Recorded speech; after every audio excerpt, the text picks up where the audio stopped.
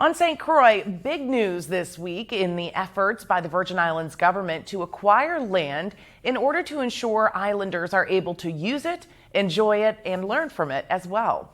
Governor Albert Bryan Jr. announced Tuesday the Virgin Islands has acquired the Hesselberg property, 69 acres of beachfront and salt pond property at the west end of St. Croix in Frederiksted. It is now owned by the Territory and will be for public use under the newly created Territorial Park System. The Virgin Islands Park System was created last year to ensure unique habitats and ecosystems, and cultural and historical resources are preserved, protected, maintained, and used for the long-term benefit and enjoyment of current and future generations. Governor Bryan said this land purchase is the first step toward revitalizing the history and culture of the Virgin Islands.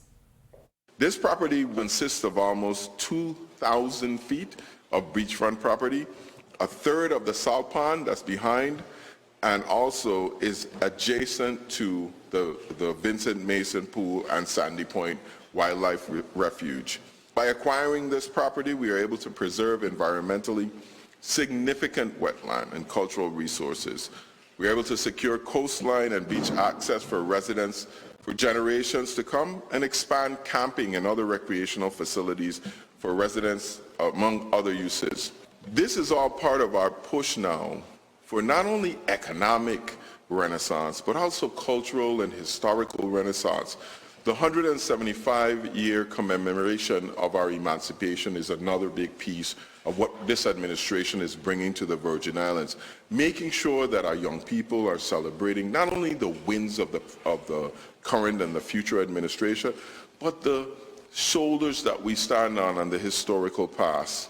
We do, however, want to be able to see a future where we start to label our parks, we start to give guides around them, hiking trails and the like, to make sure that people not only understand, appreciate our park system, but understand all the work that went into it, the Virgin Islanders that may have traversed there or lived there, and celebrate our rich and very phenomenal cultural heritage.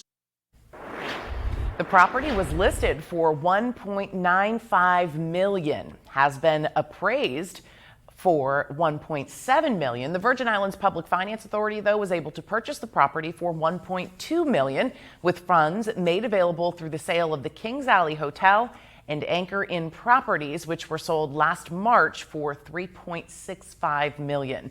Government House is looking at other properties for public use through the Territorial Park System.